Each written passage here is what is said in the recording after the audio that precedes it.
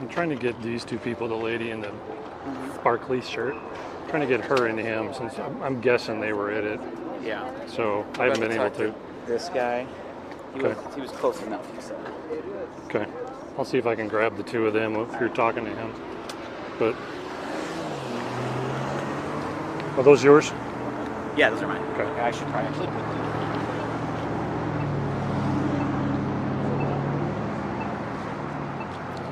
I'm with Channel 2. Can I talk to you on camera for a moment? You want to step into my office? Were you at the event? Yeah, I was at the event. How close were you to the stage, would you say? I was probably maybe 4 or 5 tiers up. One, Row maybe back. 3. I was probably to his right, about maybe 2:30, 12 o'clock, 2:30, maybe about 2:45. Okay. If I'd been 2:45, it's probably about. If you look at the stage and you look at about maybe 3 o'clock from his position, about 3 o'clock, 2:30. That's where I was. I was right at him, and I was looking at him when I heard. It looked like it was a direct shot to the heart. It looked like right where his heart is, it started going red. He fell back and went to his side. And then I looked down at the crowd, and it looked like the crowd, they all went to their knees really fast. I kind of didn't go to my knees as fast as everybody because I wanted to see if anyone who was close to the shooter would be trampling all over that person. And I saw nothing like that at all. It just, everyone had dropped down, and for a few moments, they were just not moving. And people started getting up and moving, and the crowd started pushing me. And they pushed me so that I was basically backstage. And then when I was kind of backstage, I was kind of there, and I turned and looked, and they were arresting a guy by the name of George Sept, who I know I've met him before. But an interesting thing is he was shot right during a question about guns, and that was the second person asking a question on the subject of guns. Most importantly, was talking about these transvestites that have guns, and should they be allowed to have a gun? And then boom, he was shot in the heart. And that's just too suspect for me. It's a big coincidence. For lack of a better term. Were you guys escorted out by police? Did they just tell you to disperse? I think there weren't enough people there. There were so many people there. There weren't enough police presence to just telling everyone. Everyone was just kind of following the crowd as we followed the crowd. And then when I watched George Zinn get arrested and followed him to the car, I think all the police were busy there. There wasn't enough police presence to basically push anybody off. So it was just It's very exciting to see Charlie Kirk there, and the crowd loved him. They were cheering for him. He came out really happy, throwing out these caps, into the audience. And like I said, I got one, and then he started just first question came up. And they went through that, and then the second question came up about guns, and boom, he was shot. And my first reaction was, is this stage? I thought it was like stage.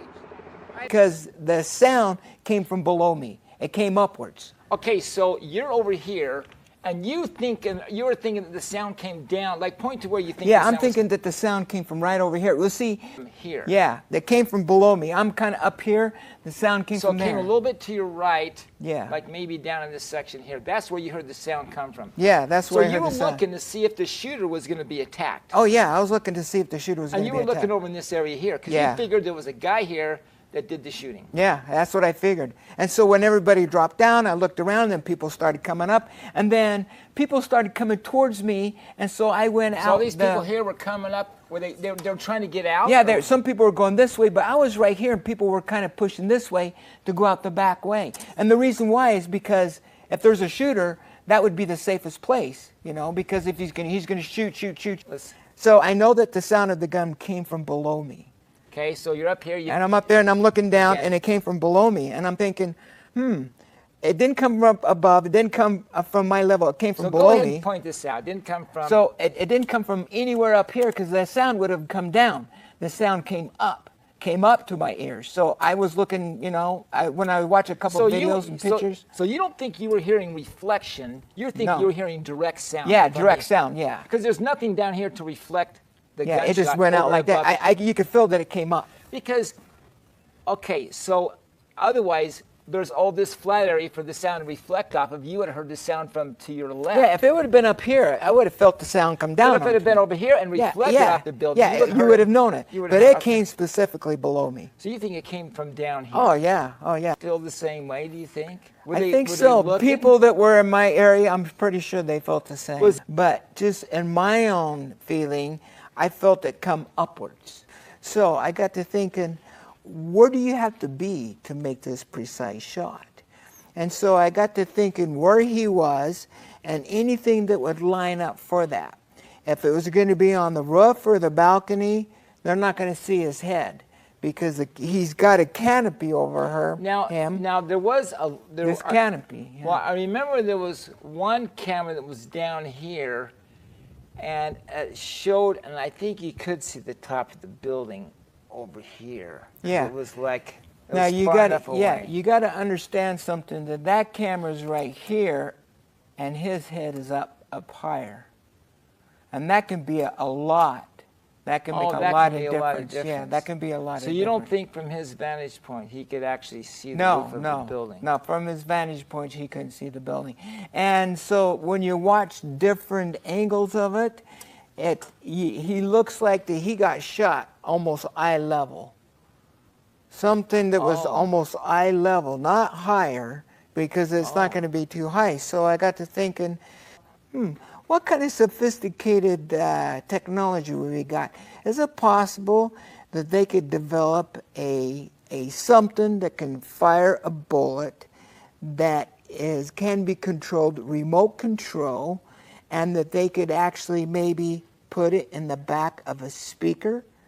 So, because I'm thinking the speakers that were there where Charlie is, they're in the direct line of fire, and it's below me. When I heard the gunfire, it sounded like that's the area that it came from, and I'm thinking, is it possible that whoever did this invented something they could put in the back of the speaker that you can control the shot of the bullet, remote control, and then design the speakers so that the hole looks like that's where a speaker jack or something goes in there, and put a mechanism in the back of the speaker that could fire a bullet.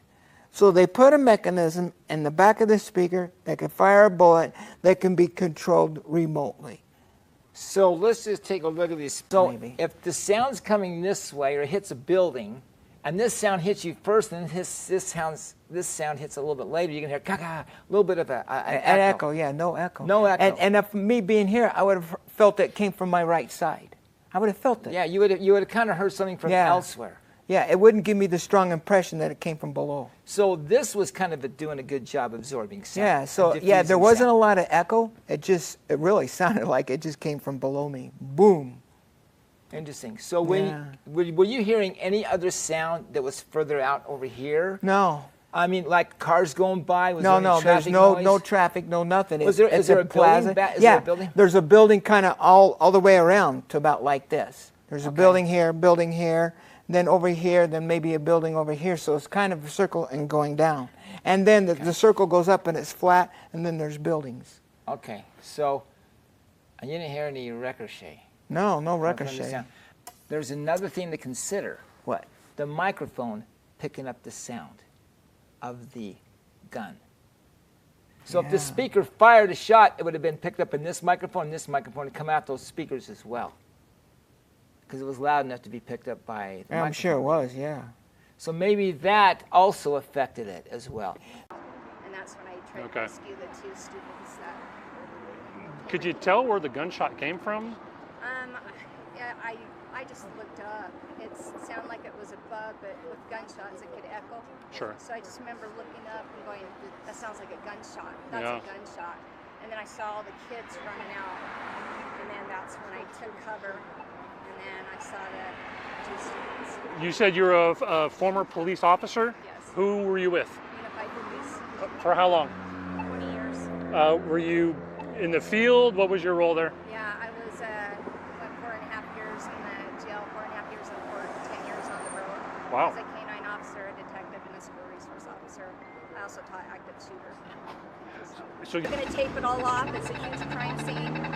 That's why when I I wanted to preserve evidence, and so I immediately called the police. I said I have 2 witnesses. I tucked them into my car that were actually on the 4th row back. I just literally saw it because as soon as it hit him in the neck, the girl I interviewed said it was a direct hit to the heart. And she saw it, so I called the police, let them know, got their names so that we have the witnesses and kept them here until he said we could go. And then right now... On it just in general, of just you're coming to this event to hear and something like this happens. And Well, based on my experience with shooters and all the way I was described where it hit his heart and then blasted out this way, it would seem that it would have been shot from below if it shot out this way. I didn't actually know the shot. So it would be pretty hard to get a direct shot to the heart. You'd have to be a pretty good marksman to do that from that distance. So I'm not sure if George was that qualified or not, but it just seems like that was a pretty well yeah. shot. So. I've been listening to our station. We've been on air with this since it happened.